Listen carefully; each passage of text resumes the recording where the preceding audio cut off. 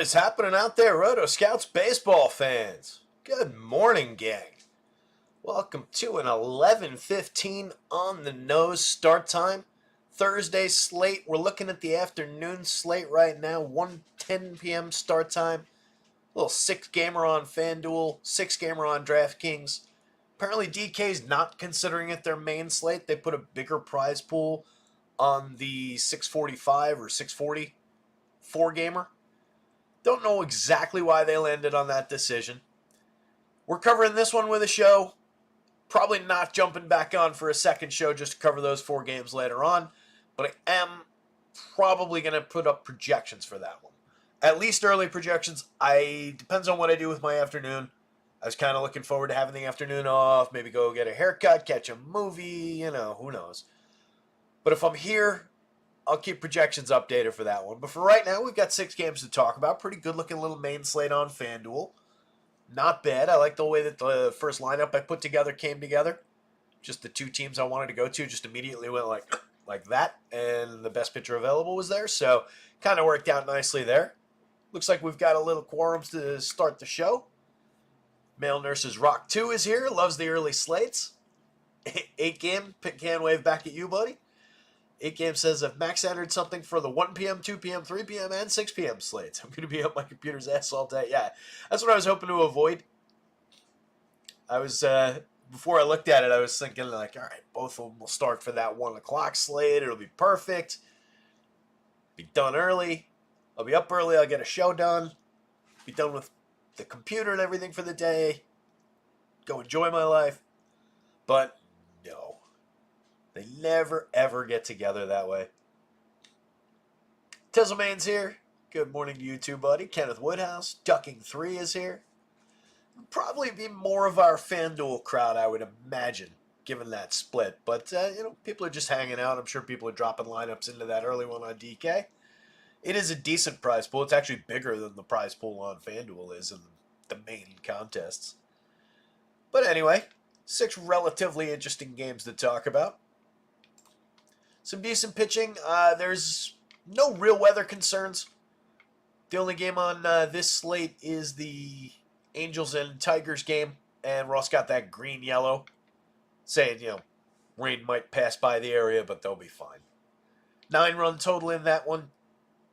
Kind of interesting looking on both sides. There's some interesting bats in that Tigers lineup now, and the Angels are showing a little bit of power upside. It's Cater Montero on the mound for the Tigers. We've seen him find some success, have some clean DFS starts, typically shorter starts overall. But he's found a few successful days for us along the way. That said, some interesting bats for the Angels today. 4.06 implied total for them. And then a pretty big 5.05 implied total for the Tigers, who continue to be more interesting lately. They're also facing Jack Kachanowicz, whose name I continue to struggle with for reasons that are beyond me. But Kachanowicz pushing a 5.05 implied total toward Detroit. Looks pretty targetable with bats. Wasn't terrible in any of his 3 starts, in his 3 most recent starts in August, and pitched at least 6 innings in all 3 of them. Just not a high strikeout guy, but hasn't been getting dinged for runs, really. So maybe a little bit deceptive in that spot. We'll give him a look. Next one up, the Rangers looking like the big team of the day to me, going up against Nick Nastrini. 5.26 implied total for Texas. Technically, the game at Coors Field is a little higher, but Texas is obviously a better team than both of those squads. They're monster favorites in this game, and I think it's totally justified to expect a lot out of that lineup today.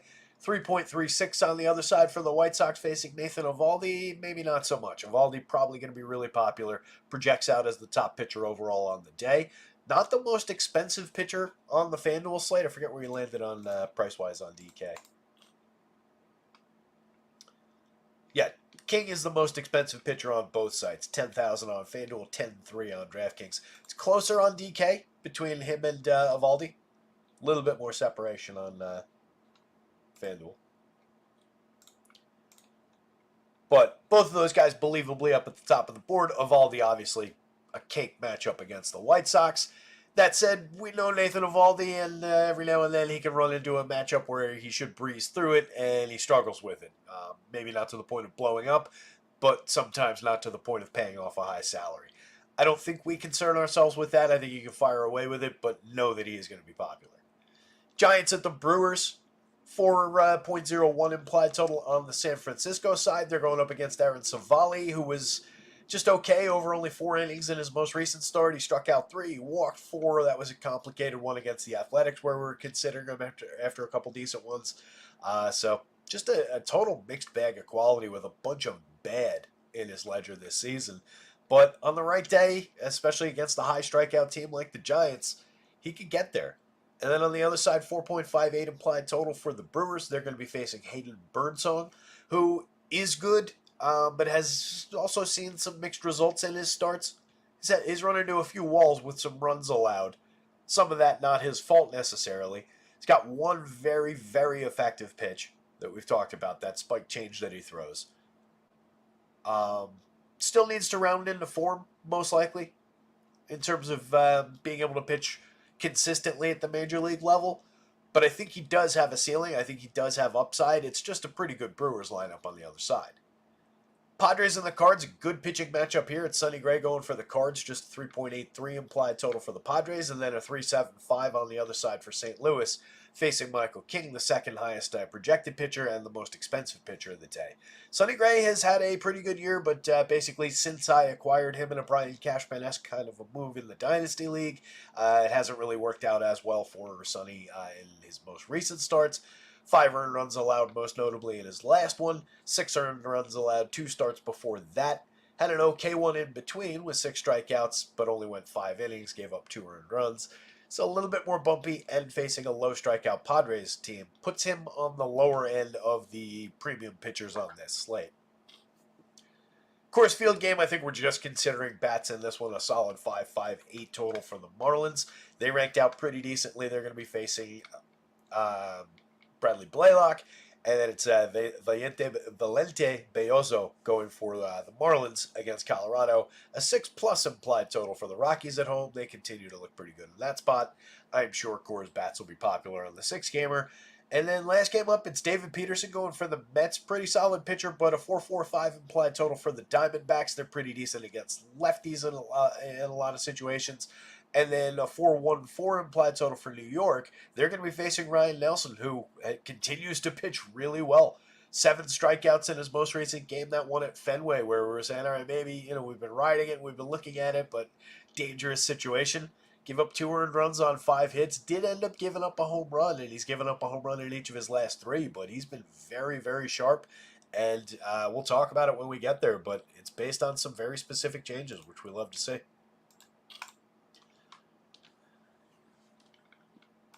So the pitching slate again up top, Eovaldi, very believably at the top of the board, separated by a couple of points in the median. The ceiling is a little bit closer, probably. King, not all that separated ceiling-wise, even with a point, strikeouts worth of projection separation there. It's not that huge a gap, so I'm happy to go to either one of those, but Eovaldi, believably the chalk pitcher of the day on both sites. 9,500 on FanDuel, pretty reasonable for the upside. 10-1 on DraftKings, not a problem. Sonny, again, is just a little bit challenged by that low strikeout Padres squad, and his effectiveness has definitely dipped a little bit in recent outings. I don't know if it's just innings build up and getting tired toward the end of the year. It's not that he's a rookie and hasn't done this before, but sometimes there's a tax on arm strength for a guy like this, even a veteran pitcher. So it's believable that he'd be fading down the stretch a little bit, but overall a pretty talented pitcher. Fair enough to get him at 92, 97, but not a great matchup by comparison to a bunch of other guys on the board. King can definitely get through that St. Louis team. He can find some Ks against them. I like the upside for him. He fits in the lineup pretty well. It's a way to just absorb salary on a day where there's going to be plenty of salary left over, honestly, with the way that these teams are priced, especially on FanDuel, the way when I was looking at it. Ryan Nelson, again, at 8,777. I don't think the price has gone up enough to match the performance lately, and I think it's very real. I really do. It's for one, it's been consistent over probably 10 games now. We'll count it up when we get to the game log. But we've been talking about it for a while now. And he's maintained, and the strikeouts are there. The strikeout upside in this matchup especially is not bad. So I really like him at price 7,700, especially on DraftKings. Makes him a dynamite option. Savali, big time strikeout upside against the Giants, 76, 7,000. Just needs to harness his stuff for a day and be the good side of the coin. He's basically been one or the other all season. And again, a lot of downside for him this year, much more than we've seen in years past without the significant spikes of upside. He's just been good, effective in his good starts. So it's been a bad year to be rostering Savali, but that's why he's so cheap in a decent matchup against the Giants. Montero has enough juice to get through that Angels team, 77, 75, not mispriced at all. That said, again, the Angels are showing some power upside against him on the other side of that game. So probably a both-sided situation there. David Peterson against the Diamondbacks will be a little bit both-sided. I don't 83, he's just kind of floating, below those two guys in the sevens. I'd rather have Ryan Nelson for sure for 77 than David Peterson on the other side for 83. So I think Peterson maybe falls off the board a little bit just based on the price fit, but that probably makes him publicly less popular also.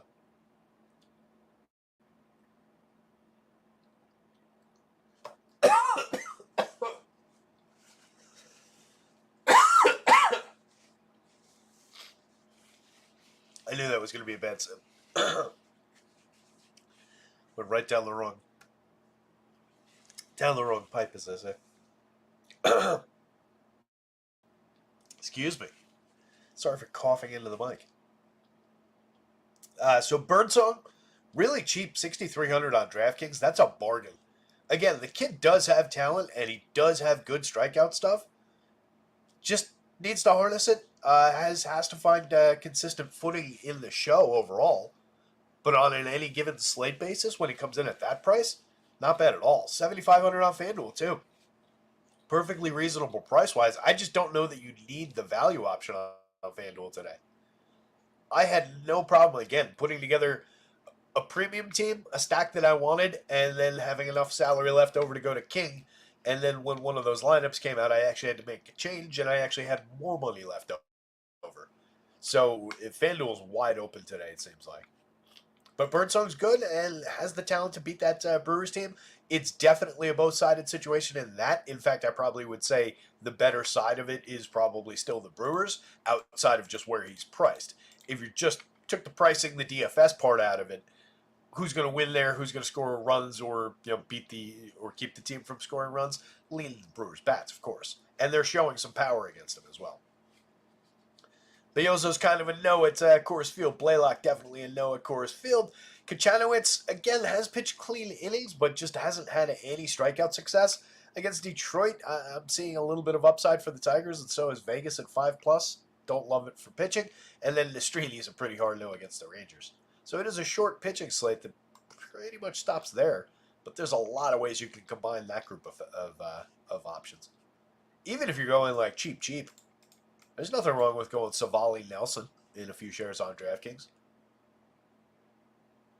Even Nelson Birdsong is on the board if you wanted it. It's not crazy. And it's not completely insane to think that those three pitchers will, not necessarily fail to the point of explosion. But they don't need to fail that hard for these guys to be able to surpass them with a price-based upside. You got to drill the bats, obviously, if you make that pivot, because even on a bad day, Evaldi probably gives up 3 runs and ruins his DFS day, but still has a decent overall start against the White Sox. That could be easily in the cards. If he does that at 10-1, Nelson goes out, has another 7 strikeout, 1-run game, 2-run game, or even has the exact same game as Evaldi, just does it at a cheaper price.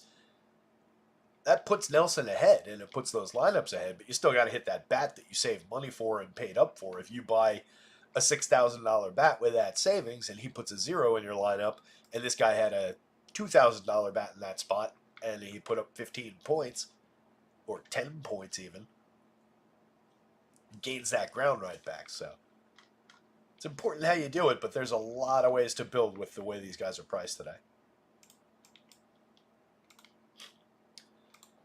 First game up, we've got both of these lineups. I do have to keep an eye on lineups because with the 110 start, we're going to need to be updating the site in the background as we go here. Right now, the White Sox drop. We'll grab that one when we get there. These are already up on the site, so we're ahead of the game here. All right, so this game, again, does have a little bit of rain in the area, but it doesn't seem problematic. Mr. Roth has it at green, yellow, green on the front, yellow on the back. So I think we're going to be all right.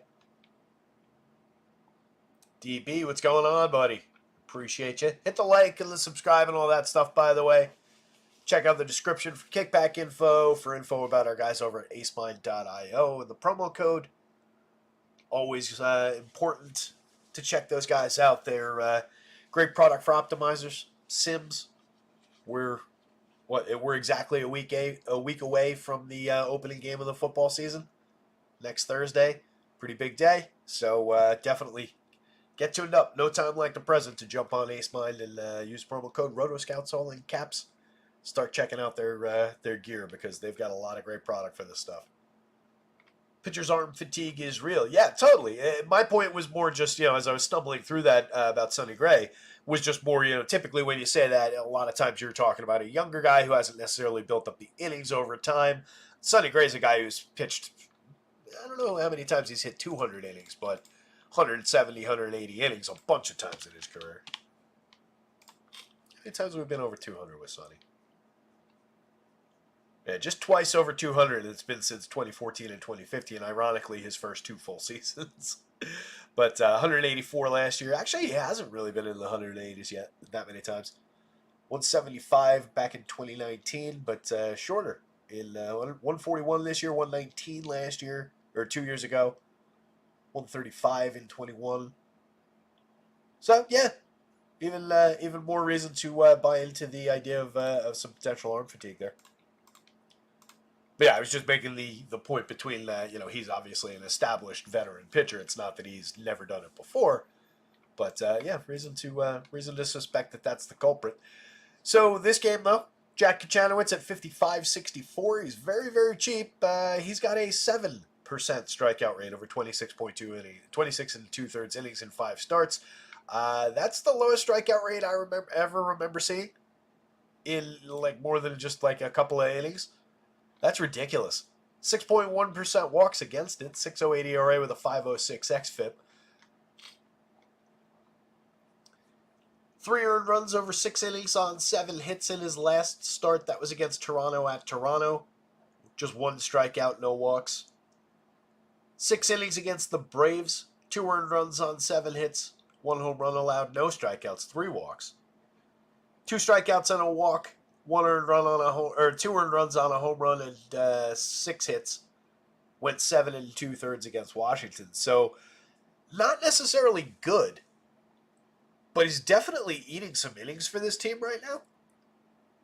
The fact that he went 6 in both of those starts, the most recent starts, and 7 and 2/3 in the start before that. So he's pitched deep into games in August. He hasn't been bad. It's just he doesn't strike anybody out. If you just wanted to grab him at 55 in a couple of shares of DraftKings lineups against the Tigers lineup that has a 26.5% strikeout rate, maybe he works his way to 3 strikeouts for you. He did have a 4 strikeout performance in just 4 innings against the A's earlier in the year. That was on July 20th. That was his worst game. He gave up 7 earned runs on 7 hits. But for 55, the idea that he could go out and give you 7 innings of just 3-run ball puts him kind of on that board of, if those top 3 guys fail, there's a gigantic salary gulf. He's half the price of those guys, or thereabouts. So, and this is DraftKings specifically. Just on the idea of cheap, clean innings, or not even clean innings, but okay innings, it's not good. But I do think it's a DFS angle. I wouldn't do it in, one lineup. I mean, I might, but you have to be willing to embrace some risk if you're going to do it in one lineup.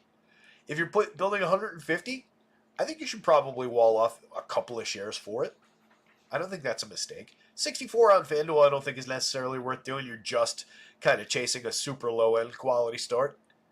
Doesn't really seem like a great idea. And again, the Tigers do have a 5+ total. They're one of the highest implied total teams on the day. On the other side of this one, Cater Montero, 7,500, 7,700. Effectively priced. He's got a 5.15 ERA, but a tighter 4.31 xFIP. That's not ideal, but it's a lot better than that ERA looks. He's given us 5 innings exactly in his last 3 starts. Just 2 earned runs last time out, 4 strikeouts, 2 walks. The runs came on 6 hits. That was against the White Sox. Similarly, low-end team, lower end than these Angels are, but similar. Against the Yankees, he went 5, shut him out, a 2-hitter. Struck out 5, 2 walks. It's a pretty effective start for the money. Yanks are a little bit better than this Angels team. Against the Giants, he gave up 4 runs in 5 innings. Struck out just 2 and walked 4. Not a great start there, but had an 8 strikeout game against the Mariners the start before that over 6 innings. Just 1 earned run allowed on 4 hits. That one was coming on the back of 4 bad ones in a row. The first 3 he gave up 5 earned runs and then a 4 earned run game. Not total disasters, but obviously not good starts.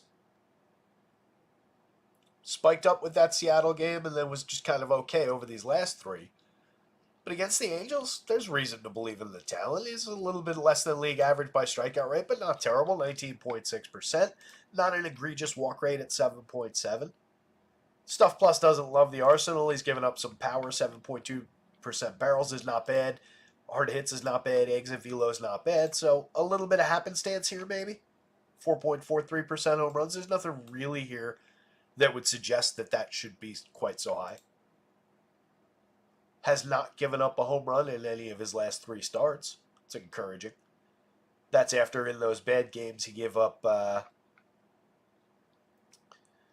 1, then 2, then 3, and then 1 in the 4-run game. So just a couple problematic starts in the middle there. Some growing pains maybe for a young guy. But effective enough, projects fairly well for the money. I think he's on the board for sure. Opposing Angels lineup has a 26% strikeout rate confirmed through the lineup. That's pushed up a little bit by Nico Cavada's down lineup. He's at a 53.3% strikeout rate over 30 plate appearances. It's unfair to laugh. It's not a large sample, but it's a big number. 22.6% if you take Nico's mark out of there. That's more reasonable. There's a little bit of K upside, though. That said, you can see the power for yourself. A couple of guys at 12 up at the top of the lineup. Another one at 12 down lineup. Nolan Shanuel sliding in there at 9.46 in the 3 spot. If you had Logan O'Hoppe, which you don't, you got Matt Thaiss instead today, he would have been another guy above the magic number in the home run model. But Thaiss can drive the ball a little bit. 9.6% barrels, 42.5% hard hits this year. He's hit 2 home runs, just a 128 ISO. But he also hit the ball pretty effectively last year. In 307 plate appearances, he turned that contact into 9 home runs, just a 126 ISO. So it's medium results, but he's capable of hitting a home run. He's a lefty bat, so not a terrible catcher option, but not as good as O'Hoppe. Off the top, Ward at 41.29, pretty effectively priced. Considering the slump that he's been in for the better half of the second half of the season, it's fair to put him at those prices. But against a pitcher like this, he's a capable enough bat. He still does have a 12.5% barrel, 42.4% hard hit for the season. 17 home runs, a 164 ISO. He's good, not great, but for the price, he doesn't have to be great. Zach Neto, 4,500, 3,000, 12.70 in the home run model. He's hit 19 homers this year. He's stolen 23 bases, a 113 WRC+. Pretty killer season out of Neto over 496 plate appearances. Not bad at all for the money at shortstop on a short slate like this. That's not a bad pick. I almost made him the home run pick of the day, and then I decided to go to a chalky Ranger. I don't know why I made that change. I was so close to using Neto. But, I don't know.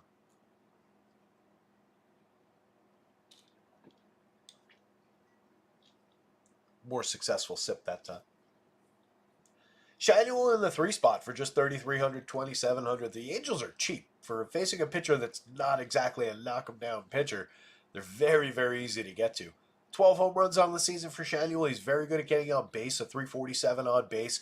Good back control guy. The power that he's put up, the home runs that he's put up are probably not realistic, not emblematic of the kind of hitter that he is. More of an on base and contact guy, but demonstrably capable of hitting a home run. And honestly, at this point, not miscast in the 3 role. Not a bad option from the left side.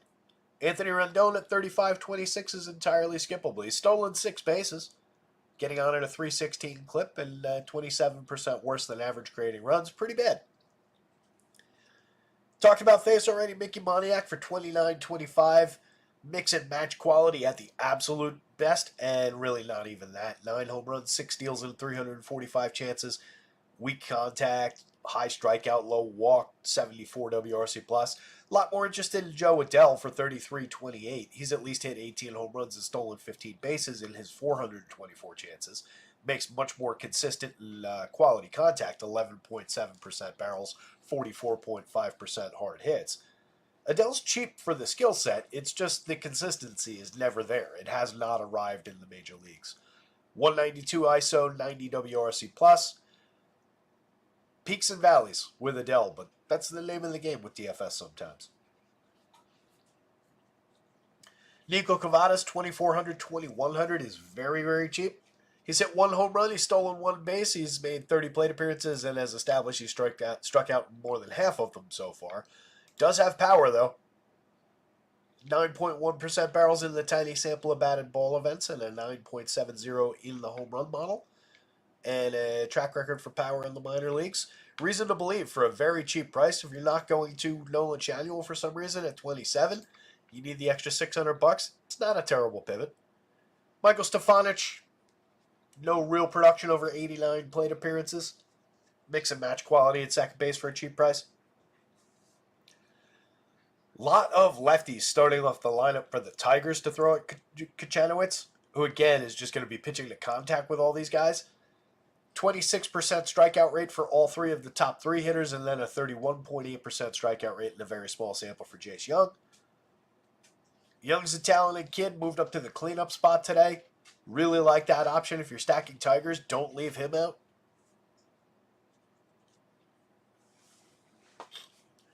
$26 on FanDuel for Young at third base, or DraftKings rather at third base. 25 at second base on FanDuel.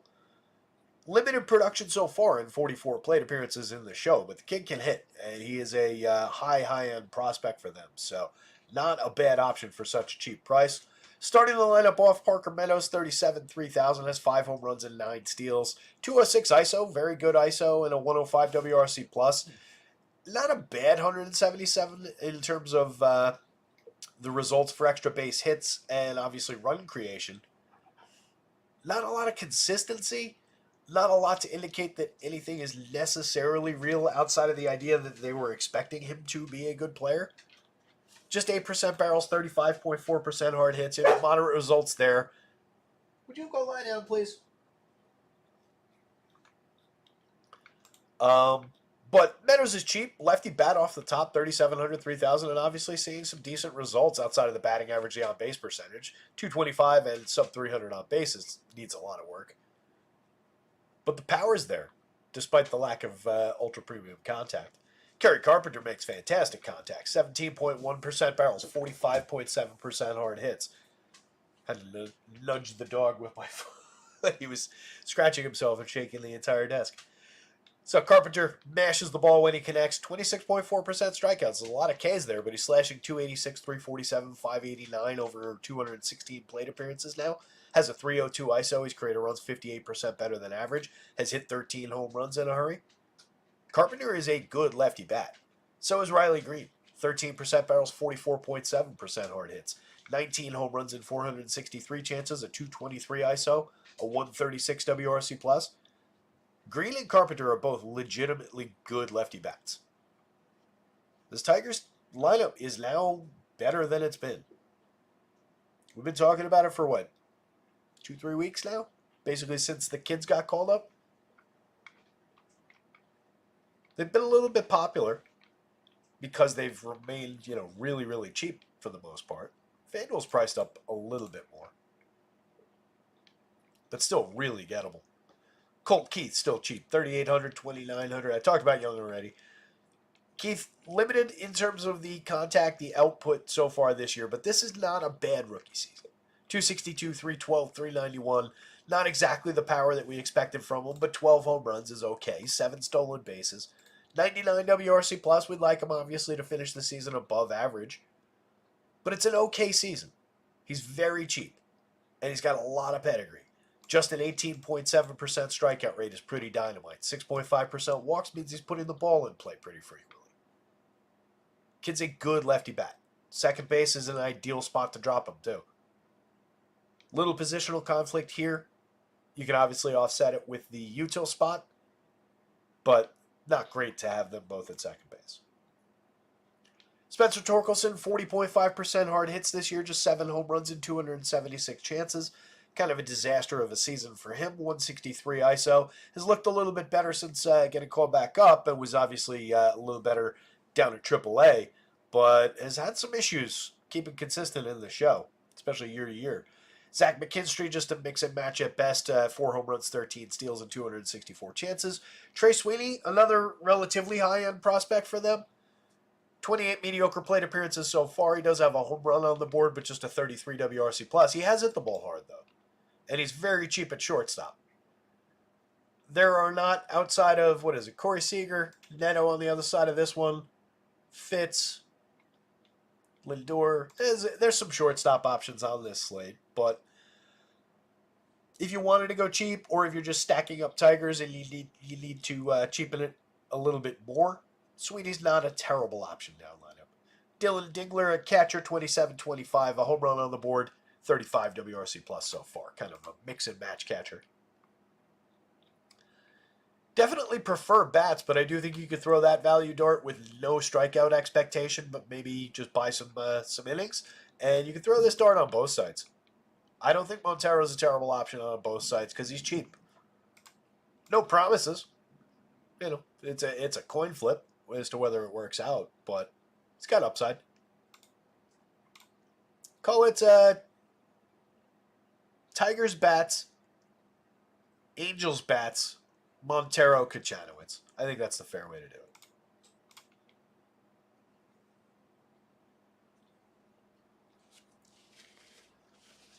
Rangers and the White Sox. Let's see if we got lineups here. We do have the White Sox, I know. That one is on Labs already.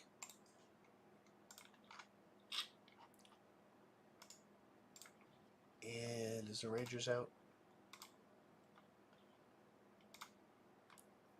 Beautiful. Rangers is here too. Just came out. This one, and we'll just update it.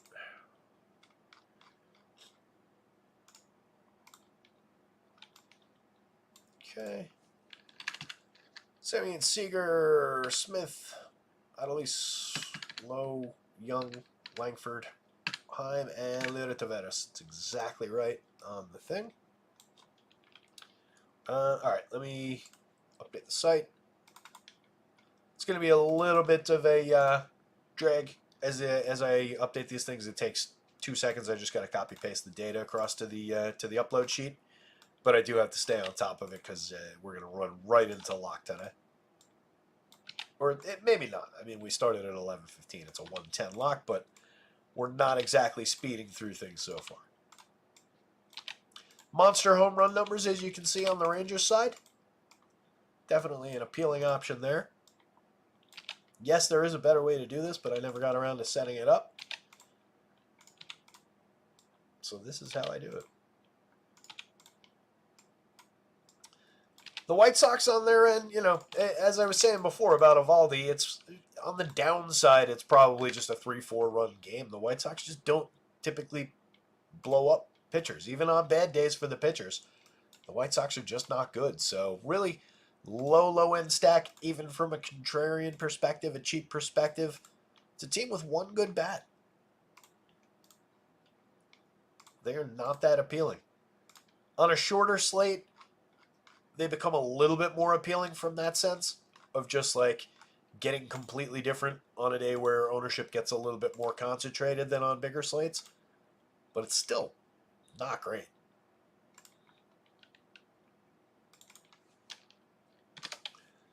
11:50 a.m. update. All right. Site is updated. So, Evaldi for your 10-1 for your 95 on FanDuel has a 23.7% strikeout rate in 133 innings over 23 starts, 3.79 ERA with a very solid 3.35 xFIP, a 5.5% walk rate. Swinging strike rate is a dominant 13.3%. That CSW should honestly be higher. It's not tragic at 28.6, but with a 13.3% swinging, that ought to be a little bit higher. It's given up a little bit of hard hits. The launch angle is totally manageable at just 8.1 degrees, so the hard hits don't matter as much. It can get nailed for mistakes from time to time. 89.6 miles an hour of exit velo and 43% hard hits. When the ball gets into the air a little bit too much, it can travel. 3.33% home runs, but that's a manageable home run rate. That's okay. 97.5 by Stuff Plus. Don't love the arsenal. But like we saw with Chris Sale yesterday, sometimes you can be a very effective pitcher, even if Stuff Plus doesn't necessarily love you by the numbers.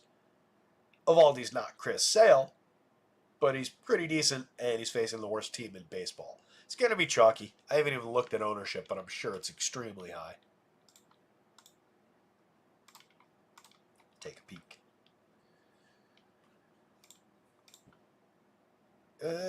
He's not on the White Sox, though. You're going to click Texas. Ooh, that's a big number. Texas bats are also insanely high projected. That's on FanDuel. It's probably even bigger on DK.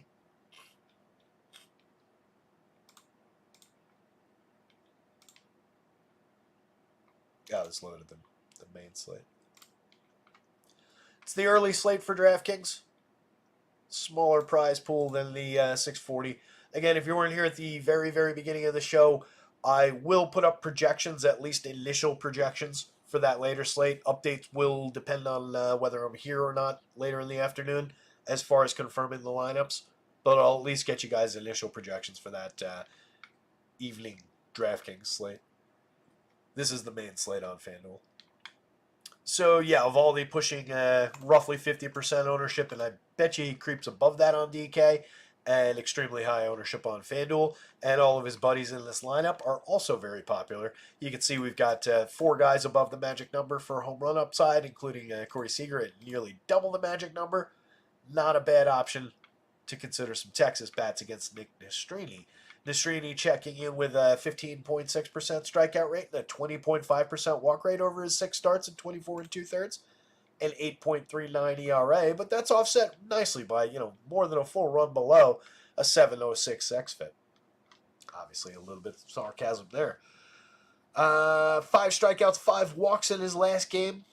Just gave up 1 earned run in that. 4 1/3 earned run came on a solo homer. Managed to only give up 2 hits, too. That was against the Red Sox. 4 innings against the Brewers at Milwaukee. He gave up 4 earned, struck out just 1, walked 3. Also gave up a home run in that one. 2 home runs allowed to Toronto. Struck out 5, but walked 4. 3 earned runs on 3 hits. 8 earned runs allowed to Toronto in the game before that. No strikeouts and 6 walks. Wow. That's a disaster. Those are going back all the way to June and May, by the way. It's been a minute on Nastrini.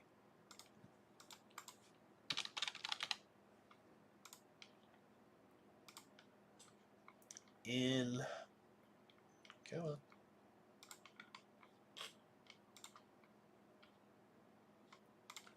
In AAA, he's got a 24.7% strikeout rate, which is much better, but still a 12.6% walk rate. Doesn't really offset that enough. He's also given up a 1.82 home run per 9 in AAA this year.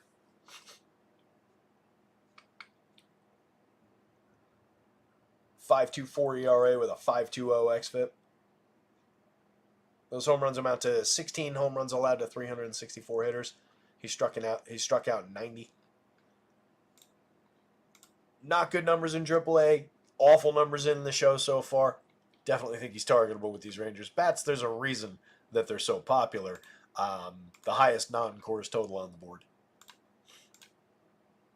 If you're looking at Texas, which I think is a good idea despite the popularity, you can offset that in other ways. Get different with pitching, make a different decision as your secondary stack, go to one of the less popular, still cheap, and just as much upside type teams.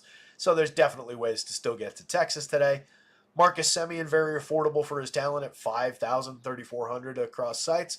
242, 314, 398 is not emblematic of that talent. 18 home runs, 4 steals, 101 WRC plus, just a 156 ISO. This is not Marcus Semien's best season, but still one of the top end second basemen on this slate. Corey Seager for 56.37 helps because he's a couple $100 cheap on both sides probably. Given the 29 home runs, the 231 ISO, 138 WRC plus for the season, the killer contact that he makes, the lack of strikeouts, the high walk rate, the 19.9 in our home run model, probably 400 too cheap there and 300 too cheap over here. So that just helps make Semien even more affordable for his scuffling through this season. Josh Smith at 39, 3,000 remains very, very playable. 12 home runs, a 351 on base, a 118 WRC plus. Not a big power bat, but a capable enough hitter. Comes through with extra base hits. Keeps himself involved by getting on base. Draws an okay walk rate, doesn't really strike out that much. Just doesn't crush the ball when he makes contact. 3.4% barrels, 34.8% hard hits.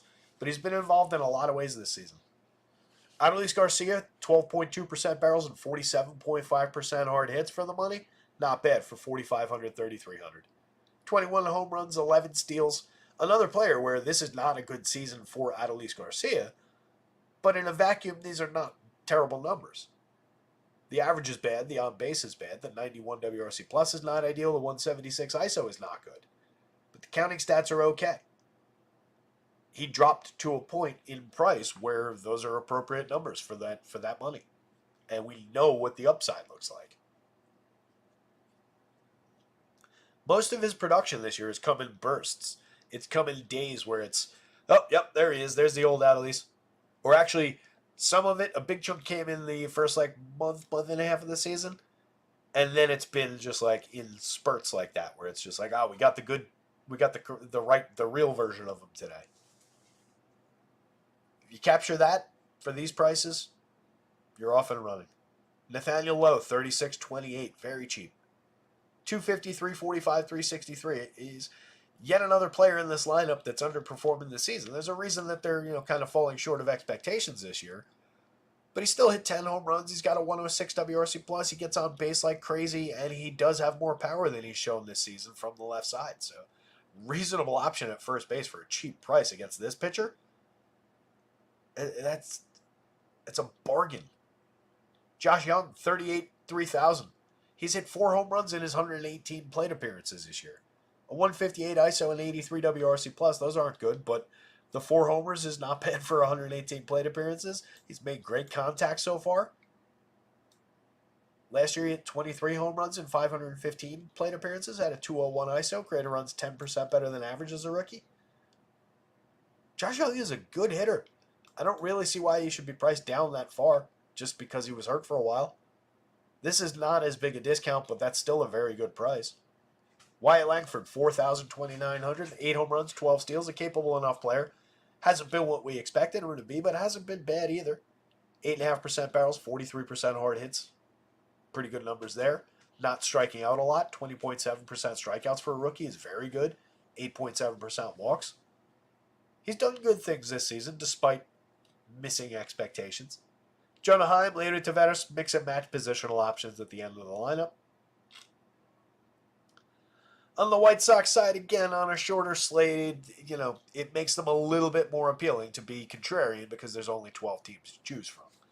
That said, 6 games is not the tiniest possible slate.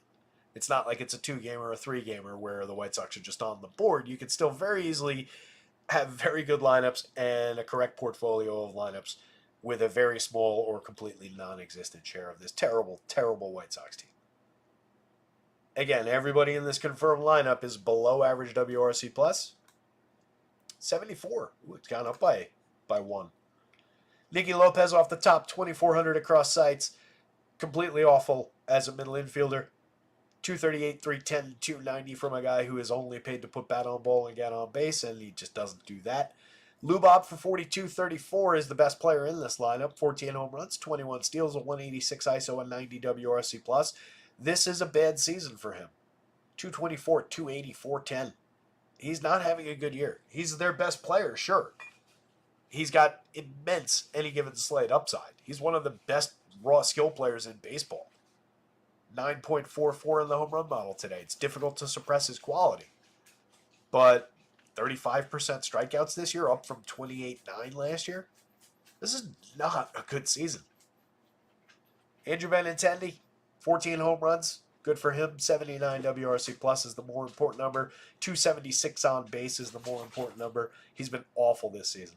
Andrew Vaughn, 38, 3000, has 15 home runs. A 156 ISO and 93 WRC plus. 294 on base. Gavin Sheets, same position as Vaughn, 2800, 2600. He's hit 8 home runs, a 131 ISO and 94 WRC plus. Sheets and Vaughn are your next two priority bats after Luis Robert. Maybe 3-man that and get out, but those guys aren't good. Corey Lee, 25-24, 10 home runs from the catcher spot, cheap every day. Not a talented player, 30.8% strikeouts, no real walks, 7.8% barrels, and 39% hard hits. Just some happenstance in there, but he's at least cheap positionally. Lennon Sosa took a ball in the face at second base yesterday on a throw from his own catcher while they were warming up, but apparently he's going to be in the lineup again today. 2,300 across sites at second base, third base, slashing 218, 250, 299 with a 51 WRC plus, 4 home runs and 3 steals. Tom Fletcher, 22-21, no home runs, no steals, 58 WRC plus, and Miguel Vargas to round things off, 2,800, 2,500, 4 home runs, a stolen base. Sub Mendoza, sub 300, 40 points below average by WRC plus. If you stack this team, I wish you luck. You and the 23 fans that will be in the ballpark will enjoy it. Rangers bats, despite the popularity, or with a warning that they'll be popular, depending on how you want to look at that. Evaldi right behind them. Really nothing from the White Sox, but if it's anything in White Sox uniform, it's their bats. Third time's a charm. There we go. Giants lineup's in, so is the Brewers lineup. Got them both on lab, so we can pop these in quicker this time.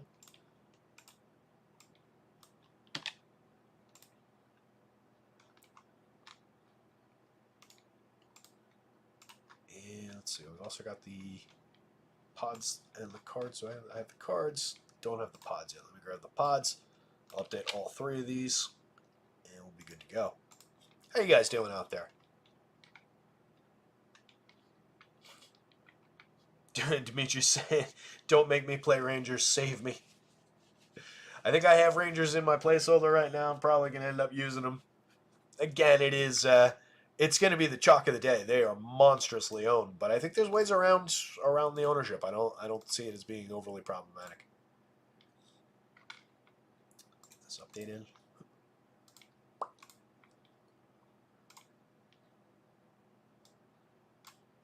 All right, bear with me. Nice, Mama. Congrats, buddy. Mama added another 4K to the bankroll with the Corbin double down. Pretty solid. Yeah, he's Corbin Carroll having a season in like a month and a half at the end here. All right, so Giants and the Brewers. Savali, again, just kind of really up and down all season. Started out disastrous on the wrong foot with Tampa. Hasn't really completely rectified things, but has had more effective starts of late with the Brewers. But it's not going to look pretty at the end of the year for Savali.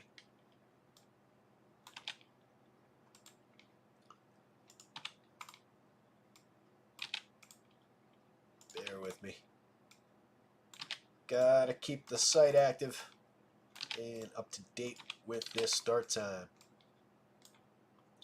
Monster home run numbers, by the way, for some of these Brewers as well. Birdsong's given up a 4+% home run rate on some pretty aggressive premium contact so far. monster strikeout rate, but a lot of walks. So like I said, I do think the kid's very good. I think he's usable here, but got to wrangle it. And you're definitely dealing with a high danger spot if you go to Birdsong shares. Whoops. A lot of multi-position in that Pods lineup today, jeez.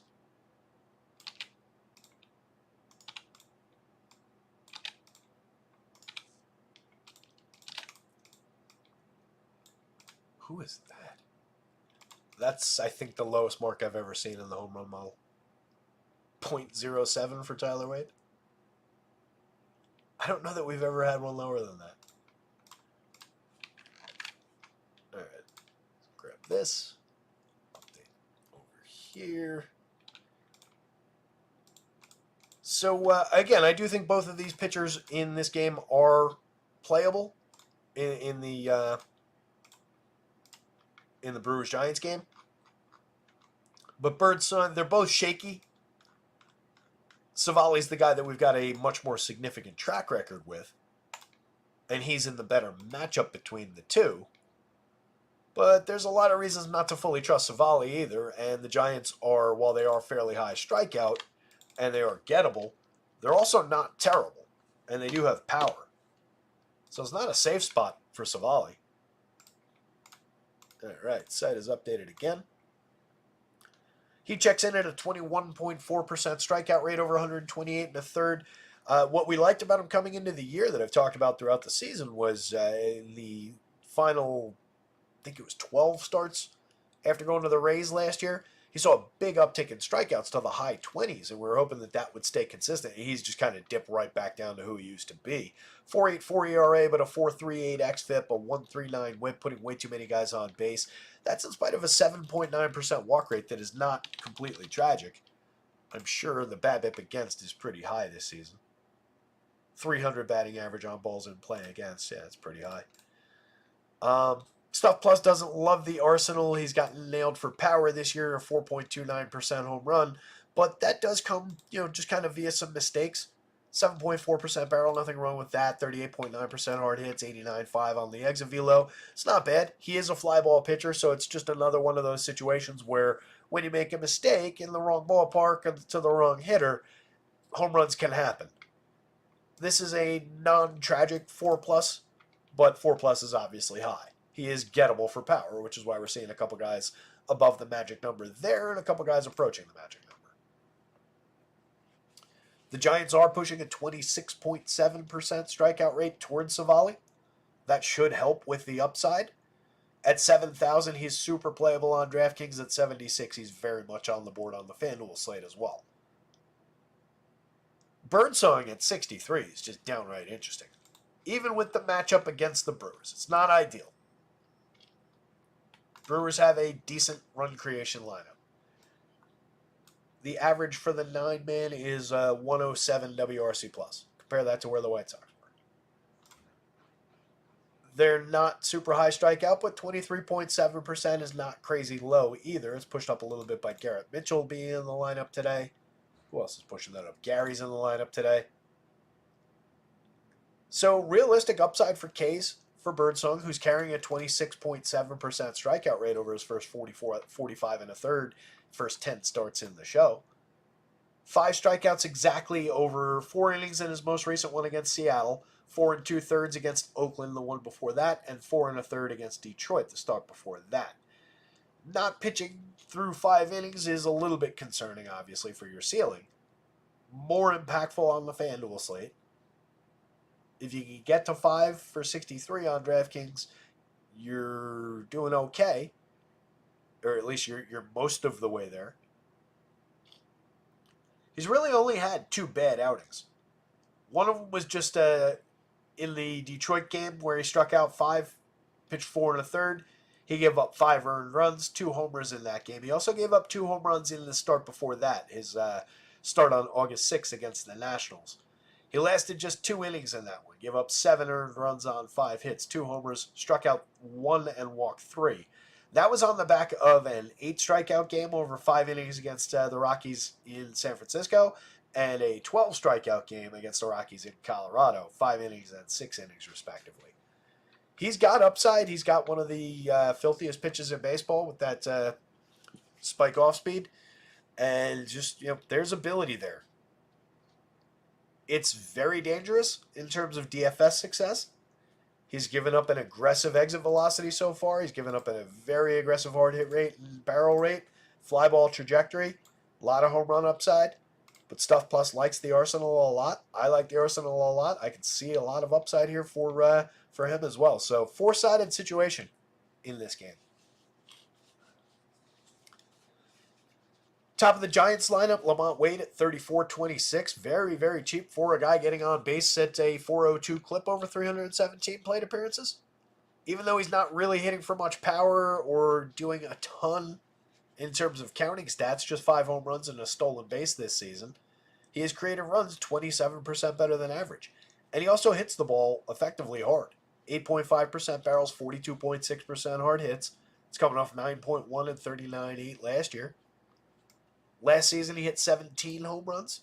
Might get you a little bit more interested. Over 519 plate appearances. Just a 161 ISO, but a 373 on base last year, and was carrying a 400 plus on base for a big chunk of the season. Lamont Wade is a very good player who is always very cheap and underowned. Tyler Fitz back down to 4,900 on DraftKings, 3,300 with 3 position eligibility on FanDuel is very fair. 14 home runs and 16 steals in just 243 plate appearances. 350 on base, a 260 ISO, a 151 WRC+. Dude's been a stick of dynamite for this team. 11.88 in the home run model today. First on the team, ahead of Elliot Ramos. Fitz is a good option if you're going to the Giants. He's a good option in a vacuum. Elliot Ramos for 46.33, not bad. Slashing 284, 342, 503 over 407 plate appearances. 219 ISO, a 134 WRC+. He's hit 20 home runs. It's a very strong season. Conforto for just 4,200. Not a bad lefty bat to throw at Savali. Even in a kind of mixed year, he's still hit the ball extremely hard. He's seen good results for home runs, medium results for home runs, good results for extra base hits, let's say. On an 11.2% barrel, 45.6% hard hit, he's hit 14 homers and 400 plate appearances, and he's got a 202 ISO. That's a good ISO. He's a good player, 108 WRC+. For 4,200 in the outfield hitting cleanup today from the left side against Savali. Totally playable. Chappie for 48.31, not a bad option. 21 homers, 13 steals, a 197 ISO, 118 WRC+ for the third baseman. You could do worse. Bailey at 35.25, a playable catcher bet. Better where you have to play the position than on FanDuel. Just 7 home runs, a 110 ISO, 83 WRC+. Not great results from Bailey this year. Edar Encarnacion for with a 14.3% barrel rate, a 51.4% hard hit rate in his 54 plate appearances. 2 home runs on the board, a 176 ISO. Kid's got power. Don't know if he's going to show us any consistency. He's a high strikeout option, but he's cheap in the outfield if you need an alternative. Grant McCray for 2,800 across sites. Outfielder, 3 home runs and 2 steals in 46 chances so far. Mashed the ball in his batted ball events. Playable. Very, very cheap down lineup. Another lefty bat. Tider Estrada not having a great year at 219, 249, 346. There is any given slate counting stat upside there, but it's been a rough season at second base for Estrada. The Brewers lineup on the other side, again, you got 4 guys right here showing big-time power upside. Brewers might be an interesting way. How old are they by comparison to Texas? Not significantly at all. Brewers are an interesting way to potentially get different. It's a very different kind of a matchup because Birdsong is a talented young pitcher, and Nastrini is not a very good pitcher. So, know that you're making that decision. But the Brewers are showing similar power upside. The run total is lower, but it's not like crazy lower. It's less than a run. 3/4 of a run, but it's less than a run. And there are really good bats in this Brewers lineup. Even Bryce Turang off the top is slashing just 254, 317, 358, and creating runs just 10% below average. But he's low strikeout. He puts the ball in play. He's got great speed, 37 stolen bases on the year. He's a guy who can get involved on an any given slate basis, and he's cheap at second base, kind of an ideal starting point. Jackson Chourio for 43-32 has 16 home runs, 19 steals, a 110 WRC+, 45.3% hard hits on the season. Chourio's been outstanding basically since the All-Star break. It's a very good rookie year now. William Contreras for 52-33, dynamite catcher option, 18 home runs on the board, a 182 ISO on the year, 128 WRC+. Always in play as a catcher. In the lineup basically every day. He hits third basically every day. 569 plate appearances from a catcher. It's outrageous. Rhys Hoskins, 35-28. Cheap for Rhys Hoskins. Power upside, 21 homers, a 201 ISO. 97 WRC+. The consistency, comes and goes, a 298 on base. But he's paid to hit the ball hard. 12.3% barrels, 40% hard hits. Fills first base very effectively for a cheap price. Willy Adames, 46-35. Very differently priced across sites. More expensive relatively on FanDuel than on DraftKings. Easy to get to, though. High-end shortstop for this slate. 24 home runs, 14 steals, 200 ISO, 119 WRC+ on the year. Adames has had a killer season. Hasn't gotten enough credit for it. Garrett Mitchell at 3,000, 2,400. Mix and match quality outfielder. No real output to speak of. Gary Sanchez crushes the ball when he makes contact with it. Always has, always will. 11.7% barrels, 46% hard hits this year. You can see the numbers in years past. High strikeout, but draws his walks, 25.7 versus 9.2. He's hit 9 home runs in 218 chances, has a 188 ISO, 111 WRC+. People forget he hit 19 home runs in 267 plate appearances last year, had a 275 ISO.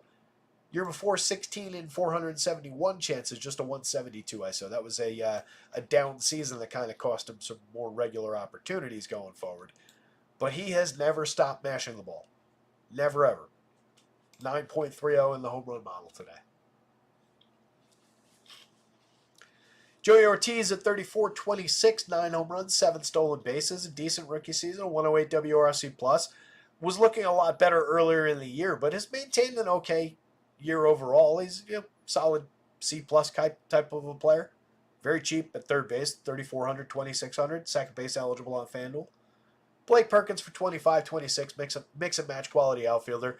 Not a bad wraparound. 335 on base with 17 stolen bases is effective, putting him ahead of Turang, or even if you're skipping Turang and just putting Perkins into Chourio and these guys. Perkins is an effective wraparound, and everybody on this team is good at getting on base outside of maybe Rhys Hoskins. Average on base for the 9-man confirmed lineup is 330. It's a really good sequencing team. So that's really what's going to threaten Birdsong. This team is good at drawing walks, which is going to threaten Birdsong. So I think there's a lot of upside in the Brewers. Probably a good potential pivot for getting away from like 30 points of ownership percentage publicly, going from the Rangers to the Brewers. So maybe, who was it that was asking to get away from the Rangers? Dimitri? Maybe the Brewers are your team, buddy. Rank this one out. It goes Brewers, Savali, Giants, Birdsong.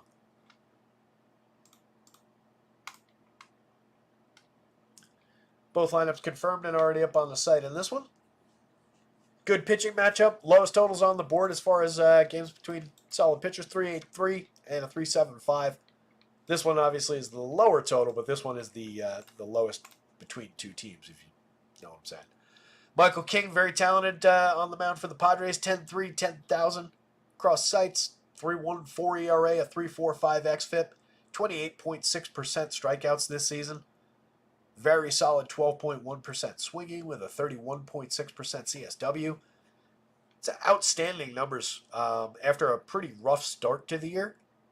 King was not looking good through the first, 2 months of the season? Really pulled things together nicely.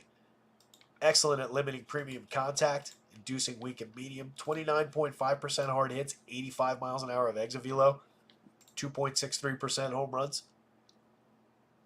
Excellent option, reason to believe in him as the highest priced pitcher of the day. 21.2% strikeout rate for this confirmed Cardinals lineup. There are some low strikeout hitters at the top that he's going to have to work through, but there's some uptick in strikeouts later in the lineup for him to gain K's back, and he's good enough to find strikeouts against Mason Wynn, Nolan Arenado, the low strikeout guys in this lineup. So a lot of appeal for King. Gray on the other side, we talked about potentially, the little bit of arm fatigue that he might be dealing with has been a little diminished in his most recent outings, but a 4.07 ERA with a 2.81 xFIP on the season. The xFIP obviously a lot better than the ERA. This is representative of things that he can control. This is representative of things that are out of his control. So this is the real number. 30.4% strikeout rate, a 6.3% walk. Stuff Plus still loves the arsenal. He's given up some home runs, but it's a manageable launch. 9.9% barrels is way too high, but manageable hard hits, manageable exit velo. Actually a little higher than I'd want it, but still under the thresholds. For 97-92, the biggest negative for Sonny Gray is honestly the matchup against the Pods. 17.9% strikeout rate for this confirmed version of the lineup. Even if you leave out Luis Arraez's ridiculous 4.6% strikeout rate, the rest of that lineup is still only at 19.6. This is a team that does not strike out of habit. So, tough matchup for Sonny. Not that we're going to say he's going to go out there and give up 9 runs and get completely destroyed here, but it's going to be difficult for him, even at these slightly reduced prices, to claw his way to a ceiling similar to some of the other guys on the board. He's up there with those guys, but it's more based on the median than it is the ceiling, and he's the most challenged out of those guys on this slate. With the low totals and the good pitchers on the mound, neither of these teams is overly appealing for stacking. Outside of just being contrarian for contrarian's sake, I don't really see targeting the 2 sub-4 totals on the board, the 2 teams that are going up against 2 truly good pitchers. It doesn't really make much sense. You can do it to get to some bats that are quality bats on either side that'll be, somewhat lower owned than maybe they otherwise would be. But it's not a good spot on either side. And neither of these teams is ultimately overly appealing DFS-wise on any given slate. So, I don't really see the appeal. If you go on the Pods, Luis Arraez at the top, 4,200. You have a positional conflict on DK with him and Cronenworth, 4,300 for Jake. Either way, with those 2 guys, depends on what you're looking for. You get a little bit more power out of Cronenworth, but not regularly and not crushingly so. He's hit 15 home runs to Arraez's 4. 154 ISO to the .076 ISO. There's a big difference between the 2, but Cronenworth's not fooling anybody as a power hitter. 310, 341, 386 slash line for Luis Arraez makes up the gap there. He's a table setter at the top of the lineup, 107 WRC plus for him. In between the 2, you get Profar, 45, 35, differently priced across sites. DraftKings is probably the more correct price overall for who the player is. FanDuel is more priced for the season that the player is having. 285, 382, 468, a 142 WRC plus. He's been good. Undeniably good season from Jurickson Profar. Manny Machado at 51.35 has 22 home runs on the board, up to a 189 ISO, 119 WRC plus. We're looking a lot more like Manny Machado in the power department at least. 273, 325, 462. It's an okay year. It's not a complete meltdown out of Manny. Not his best season, but not his worst. Well, maybe it comes out to his worst, but it's not completely terrible. Donovan Solano, 29-27 across sites, 3 positions on FanDuel, both corner infield spots on DraftKings. Over 234 plate appearances for sub 3,000 on either side. He's slashing 302, 355, 428. His creator runs 24% better than average. He's hit 6 home runs. It's uncharacteristic home run output for him. He's more of a contact, put the ball in play, drive the ball, but in the ballpark kind of a guy. 126 ISO is more indicative of that. So is the contact. But good results this year. Playable part for a cheap price. Jackson Merrill still at just 47 on DraftKings, too cheap. 33 on FanDuel, honestly, a little bit cheap. He's slashing 290, 322, 487 with a 197 ISO. 19 home runs and 15 stolen bases. And honestly, at this point, I think he's going to win the Rookie of the Year. We talked about it about a week ago, 2 weeks ago. with Skeens continuing to kind of slide a little bit and him continuing to hold up, him having the more complete season ledger-wise, I think he wins it. David Peralta, 35, 25, 6 home runs on the board, a 148 ISO, a 1-7. Excuse me. A 1-7. That time I went down the wrong pipe before I even took a sip. A 117 WRC plus for Peralta. Just a mix and match veteran, but he's not expensive. Kyle Higashioka has a monster barrel rate at 13.1%. He's hit 16 home runs in 212 plate appearances. We might get to double the home run output in the same number of plate appearances as the last 2 years. 289 ISO. Love to see it from Higgy. He's just a mix and match home run part at the catcher position for a cheap price. Down lineup, not an ideal spot in the batting order, but very playable from down there. Tyler Wade, again, the lowest mark I think I've ever seen in the home run model at .07. 0 home runs on the year, 8 stolen bases, a 61 WRC plus. No real quality out of Wade. He's just cheap. Mason Wynn starting off the Cards lineup against a really tough pitcher, 4,200, 3,000. Puts the ball in play a lot, 286, 335, 424. Seeing good results in terms of run scoring, correlated scoring, but not a great DFS option. He's playable, but not ideal. If you're stacking cards, he's more in play than just in the shortstop list. Alec Burleson, 44, 3,000, 21 homers this year, a 179 ISO, 115 WRC plus. Having an okay year. The home run total is nice to see, but it's probably a little bit of an illusion for the true quality of the player. But fairly priced for the output this season. He's not exactly priced up, so he's easy enough to get to.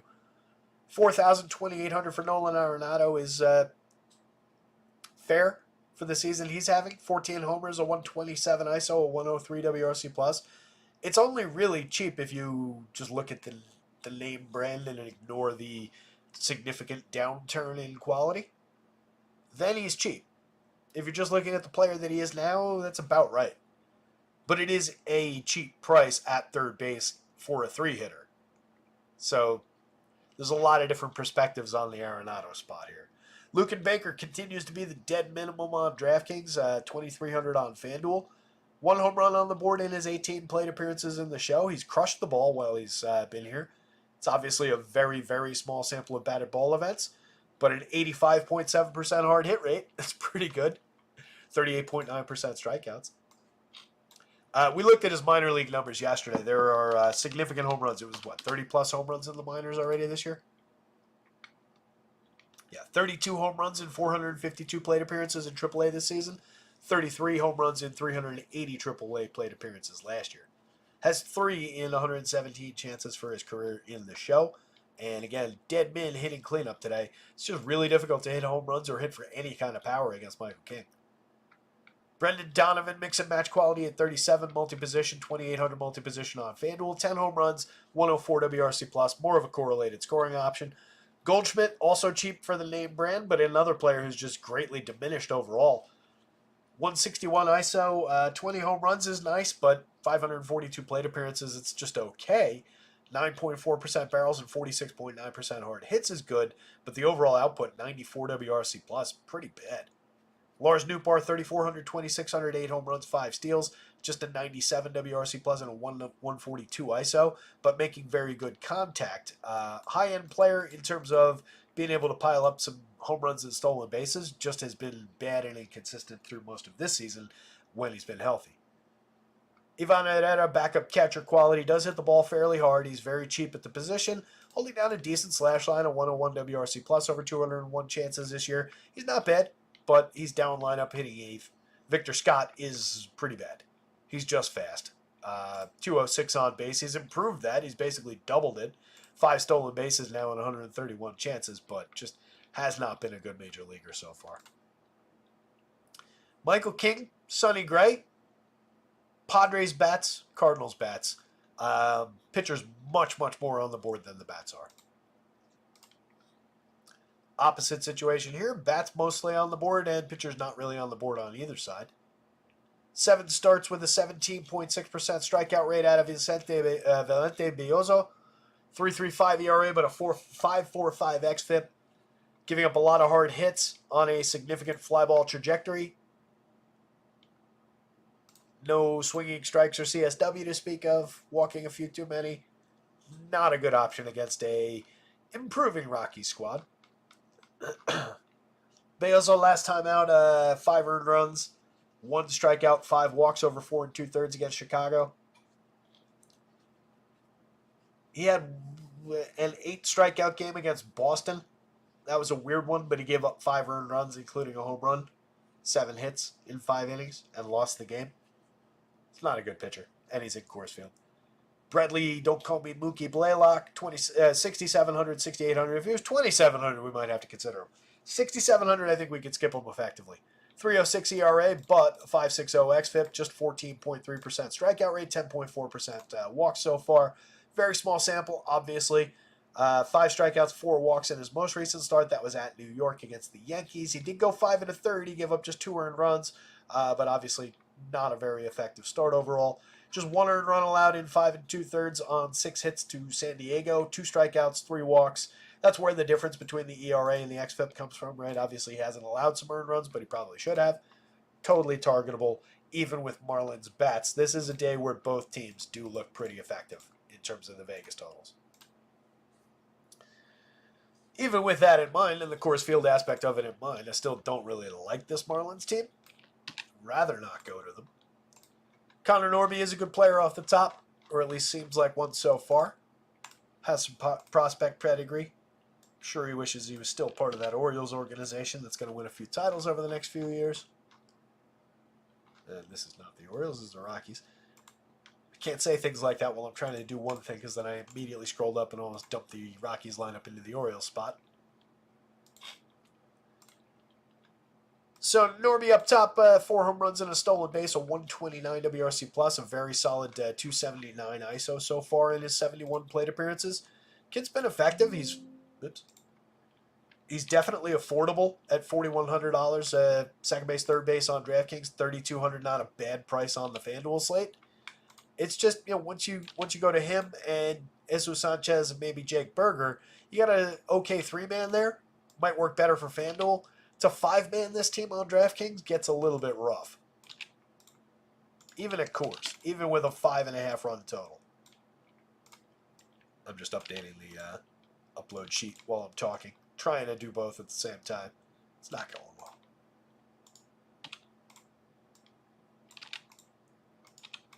Between the two teams here, Rockies are the more playable bunch, obviously. I think they're a better man-for-man team in basically every position.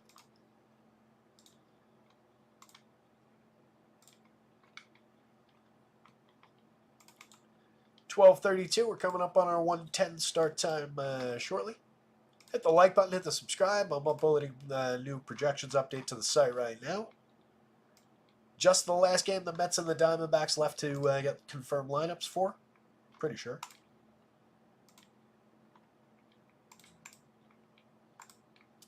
We'll talk through these Coors bats in just 1 second. All right. We're updated again.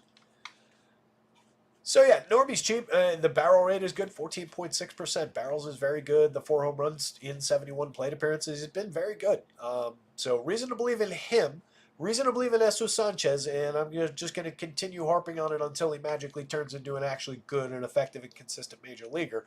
We've done it before. We'll do it again. 17 home runs on the board in 432 chances this year, a 97 WRC plus, a 183 ISO. Not terrible numbers, but not good numbers. Sub 300 on base, a 241 average. Striking out 25.2% of the time is problematic, but look how hard he hits the ball. He always has. 13.4% barrels and 51.9% hard hits this year. He should just have better results. A lot of power in that lefty bat to throw at Bradley Blaylock at Coors Field. Don't sleep on Jesus Sanchez if you're considering the Marlins at all. If you're considering a one-off from Coors Field, don't sleep on Jesus Sanchez. Jake Berger at 58-38 has been one of the best players in baseball over the last 2 months.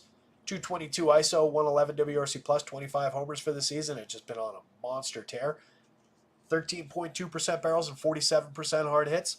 Berger is definitely high priority at Coors Field if you're going to this game. Kyle Stowers for 37-26, 2 home runs and 122 chances.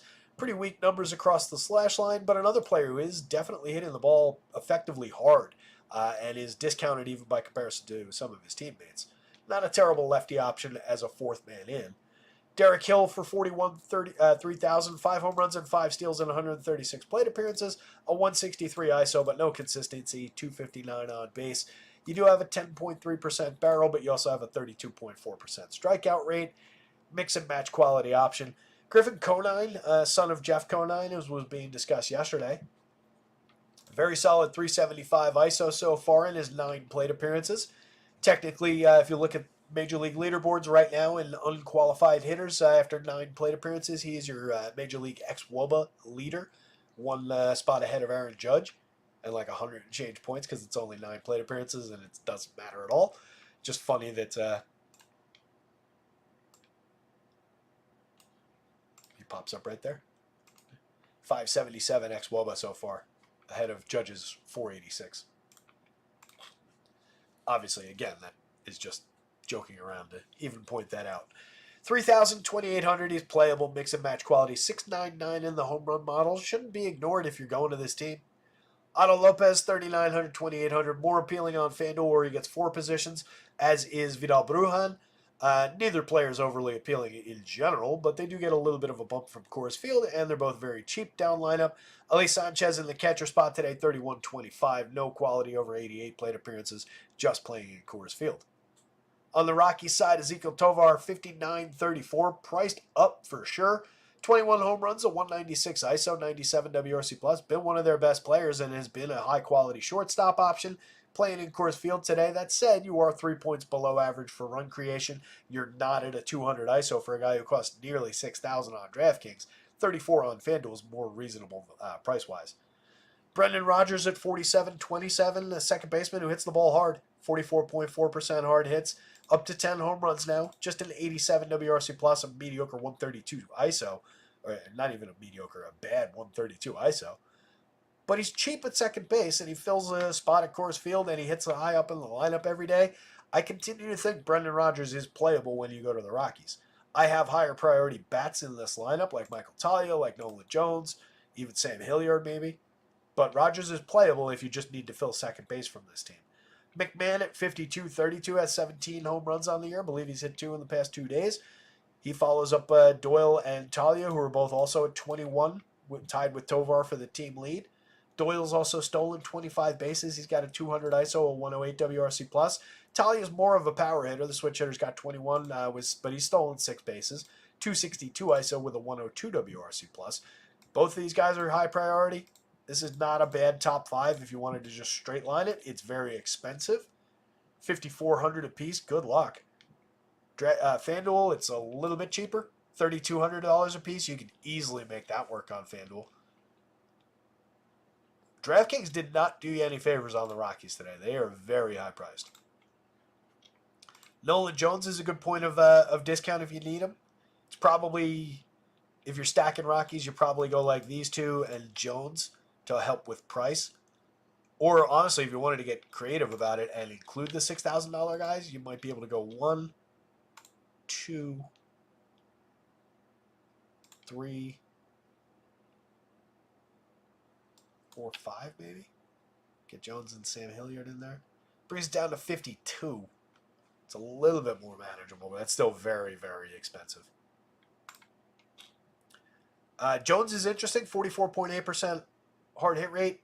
Just 3 home runs and 4 stolen bases. Just slashing 209, 311, 314 this year. 65 WRC+. He has been bad, but he was very good last year. 2020 and 400 and change plate appearances last year. Hilliard mashes the ball when he makes contact. 97 plate appearances. He's hit 5 home runs, stolen 4 bases, a 224 ISO. Continues to be a good part-time bat. And this is the role he's played over the last couple of seasons. He's always interesting when he's in the lineup. He's a solid lefty hitter. Hits the ball extremely hard, has done over the last couple of seasons. Right? This is not completely out of the clear blue sky. Never gets a regular opportunity, but always projects well, and it delivers fairly consistently. Jordan Beck, another high-end kid for them down lineup. 122 plate appearances, not really seeing much results so far. A .096 ISO, 42 WRC+, 2 homers, 3 steals. But as we looked at the other day, kid's got numbers in the minors and definitely can hit. So getting him at 35.25, nice point of discount in the Coors Field game. Drew Romo, a little bit of mix and match quality there as a backup catcher, 31.25 across sites. Another cheap bat at the bottom of this very expensive Rockies lineup. Rockies bats, Marlins bats, neither pitcher. Last game up, 12:40 on the clock. Let's see if we got either lineup in. Nope.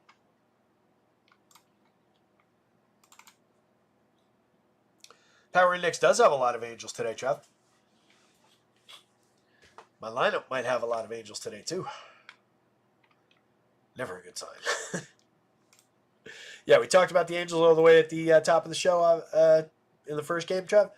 But, yeah, Ward hasn't been good second half, but does have realistic power. Still makes good contact, 12 plus there. Neto's having a good power season, 19 home runs, 194 ISO. Reasonably good contact, not great contact, but 12 plus, and believable with the home run output this year. Shaniel is the one I question the most out of the guys that are highly rated by the model, just because I don't think he's actually that kind of a hitter, and I think the contact backs that up.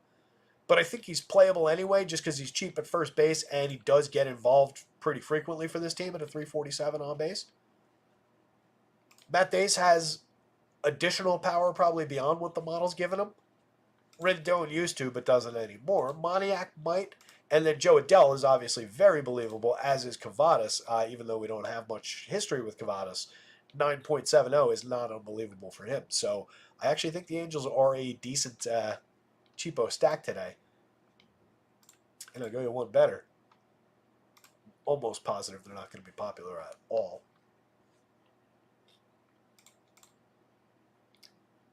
Well, actually, Taylor Ward's going to be a little bit popular. How about that? Well, Ward and Face are both drawing like mid-teens ownership on DraftKings per RG's projections. Everybody else is in the mid-single digits at most. So the Angels maybe not quite as sneaky as I thought. But the guys that that I actually want, like Neto, is single digits, easy to get to. Shanuel's not that popular. Joe Adell down lineup is not popular at all. So no problems with the Angels ownership, and I think they're a little bit appealing in that matchup against Montero. I'll take a shot, or I'll at least consider it. Again, there are just ludicrous ways to stay cheap on FanDuel today. I used the Angels in that placeholder with the Rangers and went immediately to Michael King and had salary left over. David Peterson on the hill for the Mets, 8,300 on both sites. 18.1% Ks this year, but a solid little 2.85 ERA. It's kind of betrayed by the 4.41 xFIP, but we've seen Peterson succeed in the major leagues over the last couple of seasons. Last year, in 111 innings, 21 starts, 5.03 ERA, but a 3.60 xFIP. That's the way you'd like to have those numbers if you had to for uncovering a good pitcher. Obviously, for results based in the major leagues, this is the way you'd want it, the lower ERA. 26% strikeout rate last year, though, 27.8% strikeout rate the year before. Was an underrated strikeout pitcher those 2 seasons. The output comes and goes as far as the runs allowed. Never completely safe, but Spike's big upside and capable of pitching deep into games. He's gone 7+ in his last 2 starts. 7 1/3 against the Padres last start. 1 earned run on 5 hits, struck out 2 and walked 2. Not great totals there, but that's a very manageable start for the salary he lands at. 7 innings against the Orioles the start before that, just 2 earned runs, 3 runs allowed on 6 hits, 2 earned, 8 strikeout game. That was tied for his strikeout high on the season. He also had a 7 strikeout game, a few back end of July against the Braves. It hasn't been the best season for K's, obviously. There's a big dip from 26-27% the last 2 seasons. But there's reason to believe he could get back to that level. We've seen it a couple times this year. Diamondbacks, not particularly high strikeout. Pretty good against left-handed pitching. So not an ideal spot for Peterson. But at the price, he's okay. I do think he falls by the wayside because everybody else around him is at more effective pricing. But he's talented enough to pay off those prices in this matchup. Nelson on the other side, 19.7% strikeouts for the season, 5.5% walks, with a big uptick over the last couple of weeks. Last time out, we were talking about him and the consistent quality that he's maintained over. I said we would count it up. It's the most recent one was the 10th start. It was over 9 starts going into the last one, and that was at Fenway Park against the Red Sox with, I believe, a 5+ implied total on the board for Boston. Went out, pitched 6 innings, faced 24 hitters, 2 earned runs on 5 hits, struck out 7. Gave up a home run, but who cares? It's a great start. Outing before that, he struck out 6 Rays over 6 1/3, 1 run allowed. 7 1/3 against the Phillies. He struck out 9, 2 earned runs allowed. In the stretch of 10 good starts now, the bulk of them are actual quality starts on innings and runs. 2 of them, one was a 6-inning start where he gave up 4 earned runs. The other was a 5-inning start where he gave up 4 earned runs. Those are his 2 worst starts in these last 10. He's been very good. And as we highlighted at the very beginning of this, he made a distinct change about 10 starts ago, where he's working exclusively at the top of the zone with the fastball and just pounding it up there, and it makes everything else more effective. And it's held up. Finding a better strikeout rate. He's improved his numbers across the board. Not a terrible option. I'm a believer. 7,700 on DraftKings. I'm a big believer at that price. 8,700. I think you can throw that dart. It's another guy where, again, it was easy to reach this price. So it's a matter of you might have to leave salary on the table for some of these pitchers. And there's reason to believe that Nelson, even if you leave salary, could be fine. He's been good. That said, the Mets are a good lineup against. They've got a 22.3% strikeout rate, so it could feed some strikeout upside, but they do have a lot of power and a lot of run creation quality. WRC plus average for the 9-man projected is 119. The only guy in the lineup below average by WRC plus is Jeff McNeil. It's a good Mets team. Results be damned. Making the playoffs, not making the playoffs, lineup is good. If we're looking at the man-for-man, Francisco Lindor, probably the top shortstop on this slate. 5,700, 3,800, 27 homers, 25 steals, a 217 ISO, 133 WRC+. Not a bad way to fill the position at all on any given slate, and works pretty well in this one. If you're not a believer in Nelson, all the more reason to load up shares. Mark Vientos still under. Even on a 6-gamer, we can't get Vientos over 5,000. 4,700. 21 home runs, 266 ISO, 143 WRC+. For time purposes, I won't harp on it, but very cheap. Nimmo, 47.32, also pretty cheap. 18 home runs, 11 stolen bases for the lefty bat. 9.6% barrels and 46.8% hard hits. Brendan Nimmo is a very good baseball player. Hits the ball hard, gets on base consistently. Big-time contributor for this team. Draws a lot of walks. Pete Alonso for 53.34 for his power history is very, very cheap. For the power output this year is probably effectively priced, 53.34 across sites. 28 home runs on the board at 224 ISO, 12% barrels, 44.7% hard hits. It's Pete Alonso. We know he's a very good home run hitter. Jesse Winker at 36.31 has 12 homers, 14 steals, a 121 WRC+. There's no stellar number here. The best number is probably the on base at 363. But it's a good season across the board. And it's a return to form for a guy who was a very good hitter a few years ago and had been in a hole the last couple of seasons. 15 home runs on the board for JD Martinez, who continues to just mash the ball from the right side of the plate when he makes contact. He's a high strikeout, medium walk type hitter most seasons. He's 10% walks this year. 188 ISO, 122 WRC+ on the season for 46.32. It's not bad. Qualifies more as like just another outfielder type on FanDuel for the price, where you get multi-position at first base, outfield. Not that you want to block Pete Alonso off that often, but for 46, if you need that discount, if that $700 saves you or buys you something, it's not a bad pivot. There's very comparable power upside. Martinez actually is getting on base a little bit more effectively, hits for a better average. That's not a terrible DraftKings pivot. Ideally, you want them both. Starling Marte, 44.29. Effective player, 7 home runs, 14 steals, a 110 WRC plus this year. Another guy who's not outstanding in any one thing, but he's got a lot of speed. He's capable of hitting a home run. He's capable of hitting for average, capable of just correlated scoring. So a very good across-the-board fantasy player when he's fairly priced like this. Luis Torrens, more of just backup catcher here for defense, kind of a quality. And then Jeff McNeil, not a hero I like, surged his way up to 12 home runs, then stopped hitting home runs. Has been mediocre for output and batting average on balls in play this season, so the numbers are terrible. Diamondbacks, to round things out, Geraldo Perdomo in the projected leadoff spot, 3,400, 2,800, getting on base at a 346 clip. He's very interesting. He's interesting in the leadoff spot or in the 9 spot. Everywhere else in the lineup, I think he's less interesting. But if he's leading off today, he's got appeal at the shortstop spot on a thin shortstop day. Jake McCarthy, 48-31, 8 home runs, 20 stolen bases, a 145 ISO, 126 WRC plus. 4,800 is high but reasonable. Wasn't he in the 5s yesterday? I know I was ranting about his price yesterday. I feel like it was in the 5s. But it's still, kind of high. 3,100, he's having a good year, but we're getting aggressive. More playable here than over here. Also lefty-lefty. What's his lefty-lefty?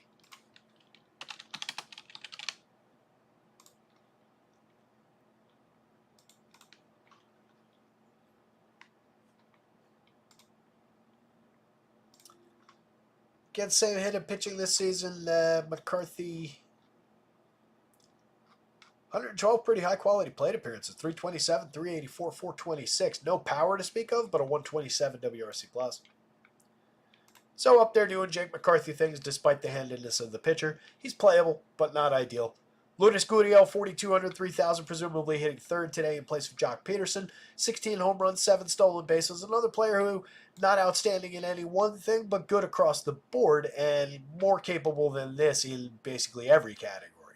We've seen him in the past hit for better average. We've seen him hit for more power. We've seen him steal a few bases. So I think Gurriel is always playable. Never elite, but always playable and pretty fairly priced at 42, 3,000, especially if he hits third. Josh Bell, 41-27, is just okay. 18 home runs on the year, a 99 WRC plus from the first baseman. Randall Grichuk against the lefty. He's in play, 3,200, 2,300. 4 home runs on the board, a 153 ISO, 104 WRC plus. Just a playable righty bat who does hit the ball fairly hard. Not a monster home run hitter, but capable in that department and definitely capable of driving the ball from the right side. Junior Suarez is a big-time home run hitter. He's got 20 on the year, a 193 ISO, 102 WRC+. Really pulled things together in the second half like he usually does. 9.8% barrels, 40.2% hard hits on the year. Fairly high strikeout, medium walk. Not a great bat, but definitely some home run upside against Peterson. Corbin Carroll's been on an absolute tear over the last month and a half. He is now up to 17 homers and 21 steals with a 189 ISO, and congratulations, he's clawed his way to league average WRC+. After that just disastrous first 4 months of the season. 225, 311, 414. I'm telling you, this is going to end up looking like not a terrible season by the time he's done. It's ridiculous. Kevin Newman and Jose Herrera at the bottom of the lineup are entirely skippable or mix and match quality at their positions for very, very cheap prices. But again, Peterson, an effective pitcher. Here's your board one last time. Evaldi, believable at the top, but going to be super popular on both sites against a terrible White Sox lineup. If you play him, I don't think I would go to him and his Rangers together. It's probably going to be overly popular as a combination. Does support your win equity, obviously, and they're the top stack of the day, but I think that's going to get a little overly popular. Take one angle or the other, probably for differentiation's sake. Sonny Gray, a reasonably good pitcher with a high strikeout rate for the season, suffering from a little bit of fatigue in his last few and a very bad matchup against the Padres. Worst matchup out of the top overall pitchers. They're very low strikeout, but he's a talented guy. He could easily go out and win the slate. Michael King, top-end pitcher, 10,000, 10-3, top price pitcher. Offset median projections by a little bit, but not necessarily by ceiling. King on the right day could easily succeed to equal levels as Evaldi. So don't mind paying the price. And again, there's a lot of salary left over on my board today. Ryan Nelson, I like him a lot. 8,700, 7,700. I'm a believer. Even against that Met squad, I really think he could succeed again today. Getting high priced on FanDuel, it's probably not the spot I go to. But if I end up taking a different route with bats and need to get cheaper than the $10,000 pitcher with a few $100 left over that I have, Nelson is in play at 87 and probably the most believable guy offset from the 9,000 plus guys. Savali, for an additional discount from there, though, does pick up some strikeout upside against that Giants lineup. So if I'm already dipping away from these guys and going to Nelson, I might just take the further dip and go to Savali, take the shot against the Giants with a guy that I know does have upside in that spot, and take the additional savings, another $900 in savings, $700 on DraftKings. It's the same story, and Savali and Nelson both very much in play for SP2 shares along with these guys. Kader Montero makes the list for SP2, 7,500 here. Not as good as these guys, not as strong a spot as those guys. Definitely challenged by the power that the Angels are showing in that lineup, and not all that good, but has had some decent days for us so far, so he's playable at these prices. Peterson, just an awkward price fit by comparison to these guys, but he's okay. He is high strikeout in years past, just hasn't been this year, and a tough matchup against the Diamondbacks. Birdsong, I do think, is a realistic value dart throw. Total bargain bin type play. Brewers showing some power against, and they're good run creators, and they're very, very good at getting on base and drawing walks, which has been an issue for him so far. But he's got some good stuff, and he is a effective strikeout pitcher. So I think for the money, you could play that, especially in a large portfolio of lineups. You want to have some shares of that. Over here, it's less effective. It's less appealing. This is a no. Both of these guys at Coors Field, those are pretty much no's. Outside of Kachanowicz, for 55, you might be able to book 7 innings of like 3-run, 2-strikeout ball for 55. If that has appeal for you, you do buy a bat for that. Is there any reason to believe that he would completely, fail by comparison to like Birdsong or even Kader Montero? Not really. So if you're considering Montero here for 2,000 less for a guy who can go out and in an equally appealing matchup against the Tigers, or less appealing because of all those good lefties now, but you get me. For 2,000 less, knowing that he can pitch 7 innings, I can see a lane. I am in no way saying this is the play of the day or that you should go out and make this play, but I am saying that a lane exists there through which you can find success. Sometimes that's all you need. Here's the home run board. It's a little bit better looking than that, or this. All right, come on, try and click in the right spot. Sometimes it's the little things. Corey Seager leading the way at nearly double the magic number in the home run model. Gives a lot of cause to buy into that Texas upside despite the popularity. Adolis Garcia not far behind at 13. Marcus Semien at 12 plus. Josh Young at 11.86. I think that's who I made the home run pick of the day. Pretty sure. Anyway, you stack them up, Texas looks pretty good. They're going to be popular, but I think you can ride through it. Combining them with teams like the Angels, alternate, cheapo teams. There's a lot of different ways to stack them. You could get to some cheap pitching and go to good bats in conjunction with the Rangers the way the teams are priced today. A lot of ways to build. Rhys Hoskins, second on the board from that Brewers lineup. Again, do not sleep on that Brewers lineup as a potential alternative to the Rangers. They're showing a good amount of power up at the top. I'll show you the full lineup again just real quick to illustrate that because we hit on that and I do think it's worth considering. Again, I think a lot of Hayden Birdsong, but he's also been extremely gettable so far. Giving up a ton of premium contact on a fly ball trajectory that has amounted to home runs, and he's terribly high walks so far.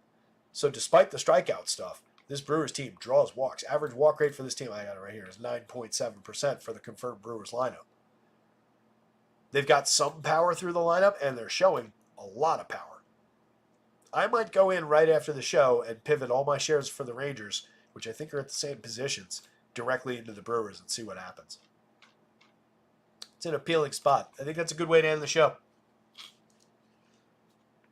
Mama says, oh, okay, there you go for Nelson. Thanks. Yeah, of course. Govies, you could barely hear me? Really? Was that a problem for anybody else and nobody said anything all show? I wish you guys would have told me sooner. Unless maybe I started mumbling there. Anyway, let's round things out. Your DraftKings main slate, the 6:40 start time slate. I'm going to throw projections up for it after this slate locks. Almost positive we're not coming back for a second show, but I'll probably be around. I think that's the plan. No, we're fine on volume? Excellent. Good to know. Appreciate it. Mamba just swapped over to Milwaukee. Good stuff. I might do that. Got a few minutes to get it done. It's 1 o'clock now. We got a 1:10 start coming up.